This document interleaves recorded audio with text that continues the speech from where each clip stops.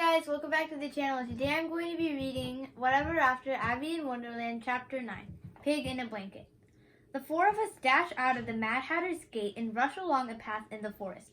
There are lots of leaves, on the trees, on the ground. The leaves are all different colors, but not like in the fall.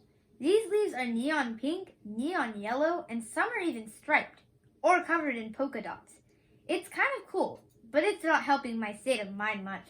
Yep, Frankie says. The knave was supposed to steal the tarts, not you guys. Great, I say. Just great. Why did the knave steal the queen's tarts anyway? Robin asks. I don't know, Frankie says. Because he was hungry? They never say. In the real story, when the knave is on trial, Alice has to testify in court. But then she gets attacked by all the cards, and all of a sudden, she wakes up. She's back outside with her sister. It was just a dream. My mouth drops open. A dream? This whole thing is a dream? Frankie nods. So we're stuck inside someone's dream, I say. I guess that explains the striped and polka dot leaves and the clouds that dance, and the weird flying food. But if we stole the tarts before the knave got to them, then we must have fallen into the story before Alice. How does Wonderland exist if she hasn't dreamt it yet? I ask, frowning. Maybe Wonderland is real, Robin says, her eyes sparkling.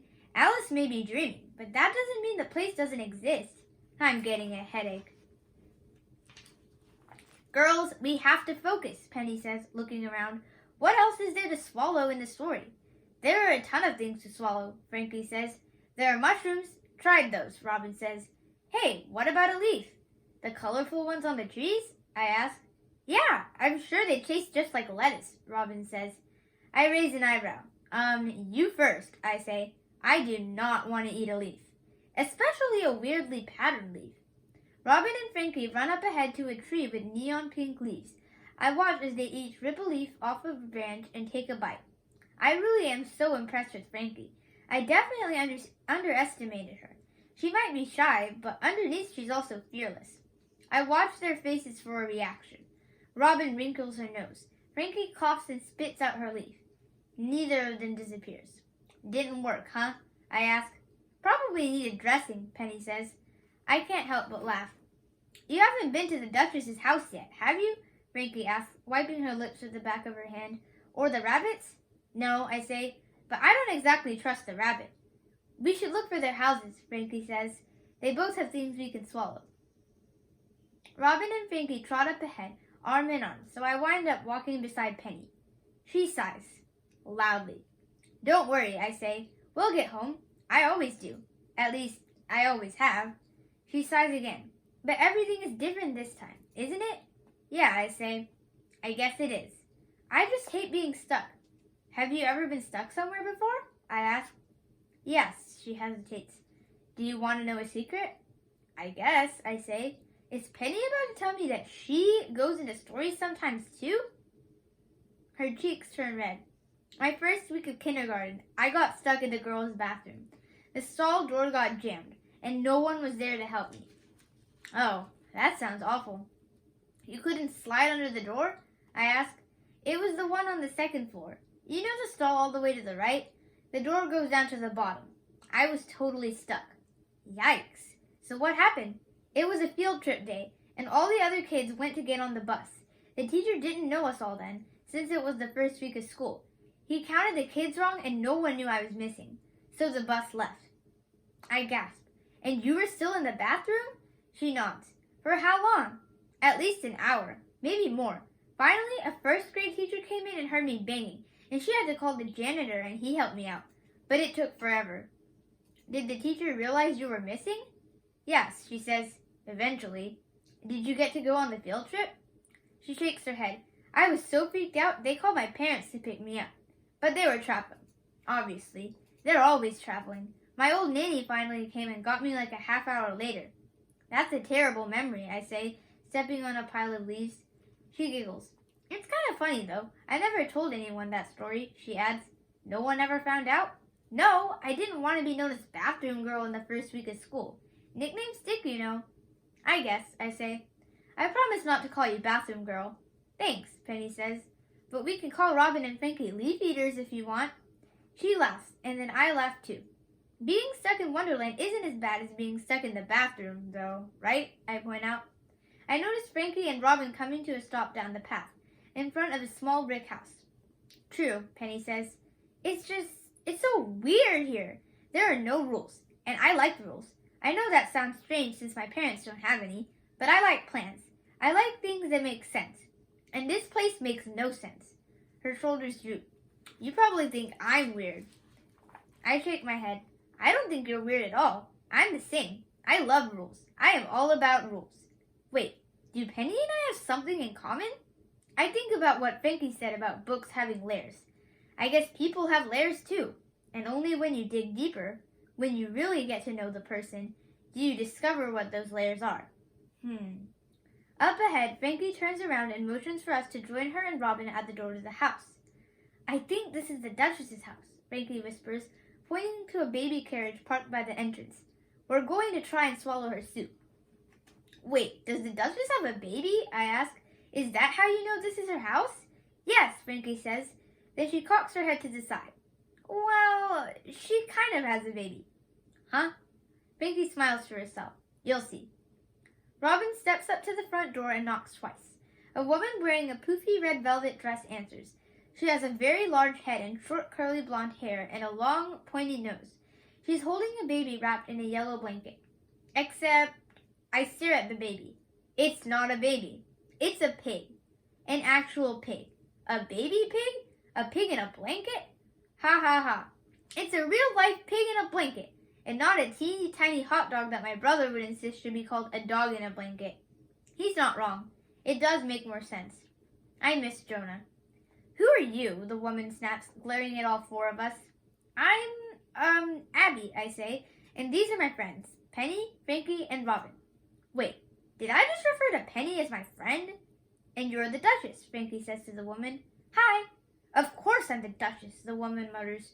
Who else would I be? Are you coming in or not? You shall tell me why you're here while I rock the baby to sleep. I try to peek into the blanket to get a look at the pig, who's wide awake. He's pink with a little brown nose. He is pretty cute. We walk into a kitchen. A man in a backward apron is cooking something in a big pot on the stove, and another guy is sitting at the table.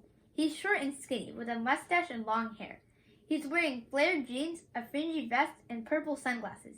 He reminds me of old pictures I've seen of my grandpa and great-uncle. Back from the 1970s? This guy looks around college age. I wonder if there's college in Wonderland. Hi, Robin says to the guy. She introduces herself and all of us. Hey, I'm Cliff. The guy lets out a sigh. Who's Cliff? I whisper to Frankie. I don't remember a Cliff in the book at all, Frankie says, biting her fingernail. I'm kind of confused. I don't remember a Cliff from the parts I skimmed either, Penny whispers. And there's no Cliff in the movie, Robin adds, also in a whisper. Weird. So where did Cliff come from? And where is Alice? The Duchess sits down in a rocking chair near the window and rocks the baby. The pig baby. Penny steps closer to stand by the Duchess. Who's a cute piglet? Penny says. Who? Aw, look at its tiny piglet ears. Its cute little nose is twitching. Her face is radiating joy. I've always wanted a pig, she says. When I grow up, I'm going to have a farm with pigs.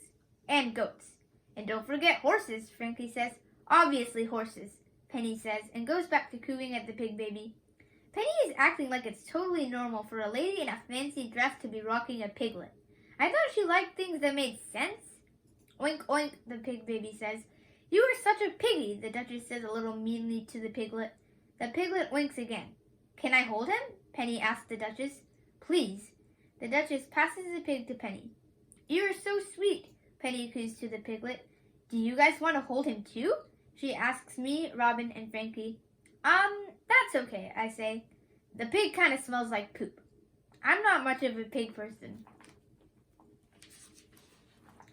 Where's lunch? The Duchess calls to the cook. The baby and I are hungry. The soup is almost ready, Duchess, the cook says, stirring the large blue pot on the stove.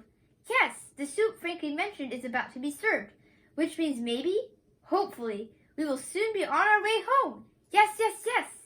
Penny oohs and ahs over the piglet and keeps talking about its adorable velvety pink ears. Frankie and Robin finally go over to look at the pig baby too. I walk to the stove to check out the soup. It's bubbling away, and is a pretty golden color. Whew, maybe we can finally eat something normal. Do you know what this soup needs? The cook asks. What? I ask. Pepper. He takes out a mill and starts to add pepper to the soup. Add more pepper. And even more pepper. The soup is turning black with pepper. Pepper is somehow flying around the room. Achoo! Sneezed Robin, Frankie, and Penny. Oink-choo! Sneezed the pig baby. Achoo! Sneezes the Duchess. That's enough pepper. But the cook doesn't stop grinding. I said that's enough pepper, the Duchess repeats, her voice rising. The pepper tickles my nose. Achoo! I sneeze. It really is enough pepper. Everyone likes pepper, the cook says, continuing to grind. At this point, the pot looks like it has more pepper in it than soup. Yum, yum, he says. The Duchess jumps over to the cook and pulls on his arm. Enough! The sudden motion makes the cook yank his arm back, and suddenly the entire pot of soup tips over. Black brown pepper soup floods the floor. The pot is resting upside down in the middle of the mess. No! I yell. That was our way home! The Duchess slips on the soup, flies backward, and lands on her behind. Ouch! This is not good. Not good at all. But we have to eat the soup, I call out. Frankie and Robin and I look at one another, concern in our eyes. Penny is too busy cooing at the pig baby. What do we do? Frankie asks. The three of us look down at the soup-coated floor. Then we all grimace. No, I say. Is that our only option? Are we going to... lick the floor? Frankie makes a face. No, wait. We can't do it. We cannot lick the floor. I would rather stay in Wonderland than lick the floor. If only Prince were here. He'd lick the floor. Hey, so would Jonah. Suddenly, Frankie's eyes light up. The pot! We can lick the pot! Of course, I say. The pot! I'll lick the pot. I love licking pots. At home, I'm always asking to lick the pot. Usually, there's mac and cheese in it. But beggars can't be choosers. I pick the pot up off the floor. Ouch! It's hot. Wait a sec. I don't lick the pot at home. I lick the bowl. Or the spoon. Plus, if I lick the pot now, I'll burn my tongue off. We have to wait until it cools down, I say. Oink-choo, sneezes the pig. Bless you, says Penny. Is someone going to clean that up? The Duchess asks. It was your fault, huffs the cook. Frankie sits down at the table right across from Cliff. He's been quiet this whole time. So who are you again? She asks him. I'm so sorry, but I don't remember you from Alice's Adventures in Wonderland. I wasn't in the original book, Cliff says, and then he sneezes. Gesundheit, says the Duchess. Bless you, Frankie says, and Cliff nods. I know, she tells him. Then why are you here? How are you here? All of a sudden, I hear a noise outside.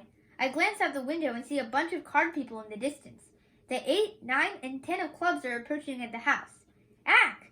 Guys, we're going to have to go really soon, I say. I quickly stick my index finger inside the pot. Luckily, it's not too hot anymore. And then I lick my finger. That's a lot of pepper. I swallow and I wait, closing my eyes. Then I sneeze. Gesundheit, the Duchess says. Since I heard that, I guess I am still here. I say. You are, says Frankie. There's banging on the front door. Crumbs. We have to leave, I tell Penny. Come on, give the Duchess back the pig baby. The cards are here. But he likes me, Penny says and makes a sad face. Who is it? Asks the Duchess, heading for the door. We're looking for the thieves, screams 10. The tart thieves. Are there any tart thieves here? The Duchess asks, turning around to face the rest of us. No. Frankie, Robin, and I all say it at the same time. Penny keeps cooing at the pig baby. Penny, I whisper, we have to go. Now. Penny makes another sad face and passes the pig baby back to the Duchess. Oink, screams the pig. I wish I could go too, Cliff says sadly. I was trapped, and now I'm stuck here forever. I freeze at the word trapped. Who trapped you? I ask him. An evil fairy, he says. An evil fairy? What? Could Cliff be trapped here the same way Mary Rose is trapped in the magic mirror in my basement? But what reason did an evil fairy have for trapping him here? I glance out the window. The cards look like they're about to push through the front door. Cliff, I say, we're trying to escape too. Come with us. There's no way out, he says. There is, I exclaim. We just have to swallow the right thing. The Cheshire Cat told us so. I tried that, he says. I swallowed everything. The Cheshire Cat gave me the same riddle he gave you, and I've been stuck here for over 40 years. My heart sinks. Are you serious? Yeah, man, he says. As serious as Watergate. Huh? There's no time to figure out what he's talking about. We've got to run. Thanks for watching. Make sure to like and subscribe. Bye!